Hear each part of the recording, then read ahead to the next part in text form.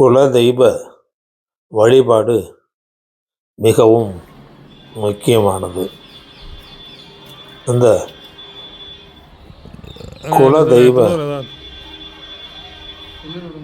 வழிபாடு எவ்வளவு முக்கியமோ அதைவிட முன்னோர்கள் வழிபாடு மிகவும் முக்கியம். பித்ருக்களை நினைத்து உடை அந்த நிறைவு வேணும் மனசுக்கு இல்லாம செய்வது வழக்கமாக இருந்து வருகிறது. மகாலயபட்ச காலத்தில் முன்னோர்களை நினைத்து தினமும் தர்ப்பணம் செய்ய வேண்டும். முன்னோர் ஆராதனை செய்து பித்ருக்களை வழிபட வேண்டும். முக்கியமாக மகாலய பட்சத்தில் ஒவ்வொரு நாளும் நம்முடைய முன்னோர்களை நினைத்து மனதார வேண்டிக் கொண்டு உடை, செருப்பு, போர்வை, பாத்திரங்கள் என்று யாருக்கேனும் தானம் செய்ய வேண்டும் என்கிறது தர்மசாஸ்திரம். வழிபாட்டுக்கு உரியவர்கள் முன்னோர்கள். ஒரு குடும்பத்துக்கு குலதெய்வம் எப்படி முக்கியமோ குலதெய்வ வழிபாடு எந்த அளவுக்கு முக்கியமோ அதேபோல் முன்னோர்கள் வழிபாடு என்பது மிக மிக அவசியம்.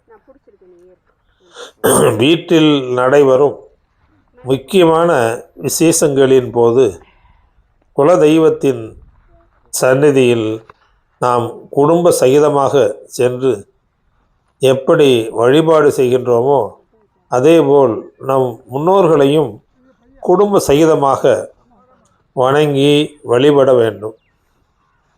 எந்த தெய்வத்தின் அருள் கிடைக்க வேண்டும் என்றாலும் குலதெய்வ வழிபாடு செய்தால்தான் மற்ற தெய்வங்களின் அருளை பெற முடியும் என்பார்கள் ஆச்சாரியர்கள். அதேபோல் குலதெய்வத்தின் அருள் கிடைக்க வேண்டும் என்றால் நம் முன்னோர்களை மறக்காமல் தவறாமல் வழிபட வேண்டும். அப்படி முன்னோர் வழிபாட்டை முறையே தொடர்ந்து செய்து வந்தால்தான் குலதெய்வமே மகிழும் என்கின்றார்கள் ஆச்சாரியர்கள். ஆண்டாண்டு காலமாக குலதெய்வத்தை நம் முன்னோர்கள் உயிருடன் இருந்த காலங்களில் வணங்கி வந்திருப்பார்கள்.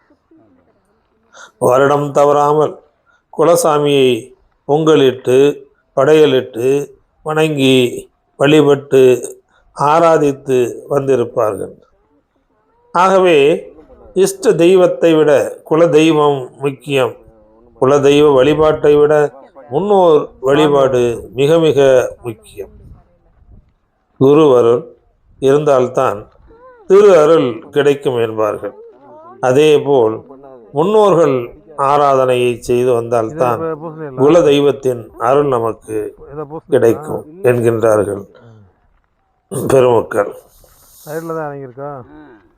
நம் வம்சத்தில் பரம்பரையில் இறந்துவிட்ட 3 தலைமுறையினரை அவர்களின் பெயரையும் கோத்திரத்தையும் சொல்லி எள்ளும் தண்ணீரும் அக்கியமாக விட்டு தர்ப்பணம் செய்ய வேண்டும்.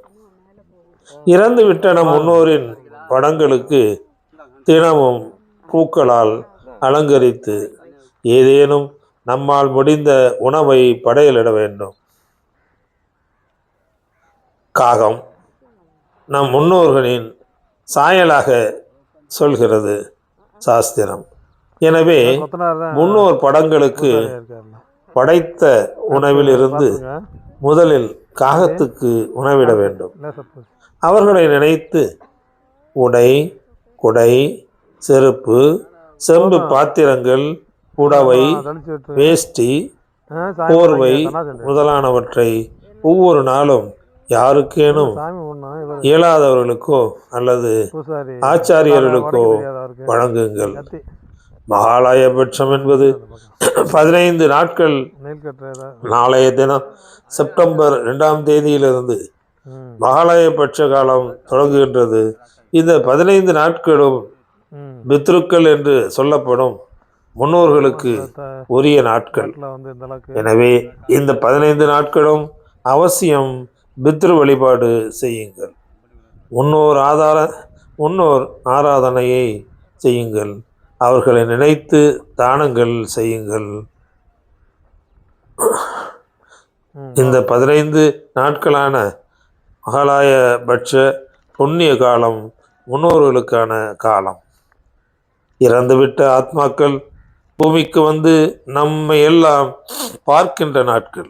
இந்த 15 நாட்களும் முன்னோரின் ஆத்மாக்கள் நம் வீட்டை சுற்றி இருக்கும் என்றும் நம்மையும் நாம் செய்கின்ற அவர்களுக்கான வழிபாடுகளையும் பார்த்து மகிழ்ந்து ஆசீர்வதிப்பார்கள் என்றும், அதனால் நம் வீட்டில் நடக்காமல் இருந்த சுப நிகழ்வுகள் விரைவில் நடந்தேறும் என்றும், நம் சந்ததி தடையின்றி செழிக்க அருளுவார்கள் என்றும் விவரிக்கின்றார்கள் ஆச்சாரியர்.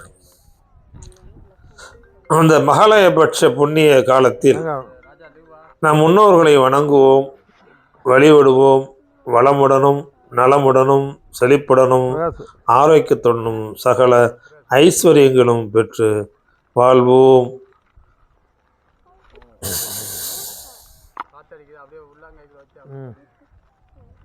கடவுள்களை வழிபடுவதை போன்று நமக்கு முன்பு வாழ்ந்து மறைந்த முன்னோர்களை வழிபடும் பழக்கம் நம்மிடம் உண்டு. அமாவாசை திதி போன்ற நாட்கள் தவிர மற்ற நாட்களில் முன்னோர்களை வழிபட வேண்டுமா? அப்படி வழிபடுவதானால் எப்படி வழிபட வேண்டும்? அவர்களின் படங்களை எந்த இடத்தில் எந்த திசை நோக்கி வைத்து வழிபட வேண்டும்? எப்படி வழிபட வேண்டும் என பல கேள்விகள், சந்தேகங்கள் பலருக்கும் உண்டு.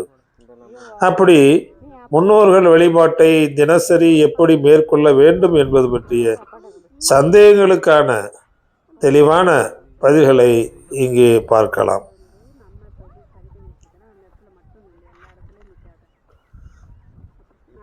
இறந்தவர்களை தெய்வமாக நினைத்து வழிபட்டாலும் அவர்களும் மனிதர்களாக வாழ்ந்து மறைந்தவர்கள்தான். அவர்கள் வாழ்கின்ற காலத்தில் ஏதாவது ஒரு தீய குணத்திற்கு ஆட்பட்டிருப்பார்கள்.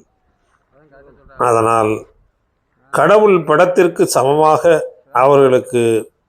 அவர்களுடைய படத்தை பூஜை அறையில் வைக்கக்கூடாது என சாஸ்திர நியதிகள் சொல்கின்றன. பூஜை அறை, படுக்கை அறையை தவிர்த்துவிட்டு மற்ற இடத்தில் வேண்டுமானாலும் நமது முன்னோர்களின் படங்களை வைத்து வழிபடலாம். முன்னோர்களுக்கு ஏற்றுவதற்கு என்று தனியாக ஒரு விளக்கை வைத்து கொள்ள வேண்டும். பூஜை அறையில் பயன்படுத்தும் விளக்கை முன்னோர்களுக்கு ஏற்றக்கூடாது. சாதாரண விளக்கேற்றும் நல்லெண்ணெய் பயன்படுத்தி விளக்கேற்றலாம். நெய் விட்டும் விளக்கு ஏற்றலாம். அனைத்து எண்ணெய்களையும் சேர்த்து ஏற்றலாம். முன்னோர்களை வழிபட ஏற்றும் விளக்கிற்கு என்று தனி எண்ணெய் கிடையாது. பூஜைக்கு பயன்படுத்தும் எண்ணெயை கூட பயன்படுத்தலாம். ஆனால் விளக்கு தனியாக வேறு விளக்கையே பயன்படுத்த வேண்டும். அகல் விளக்கு, காமாட்சி விளக்கு, வெள்ளி விளக்கு என எந்த விளக்கு வேண்டுமானாலும் நமது வசதியை பொறுத்து பயன்படுத்தலாம். கண்டிப்பாக செய்ய வேண்டும். தினமும் பூ போட்டு தீப தூப ஆராதனை செய்து முன்னோர்களையும் வழிபட வேண்டும். தினமும் காலையில் பூஜை அறையில் விளக்கேற்றும் போது முன்னோர்கள் படத்திற்கு முன்பும் விளக்கேற்ற வேண்டும். சாமி படங்களுக்கு பூ போடுவது போன்று முன்னோர் படங்களுக்கு பூ போட வேண்டும்.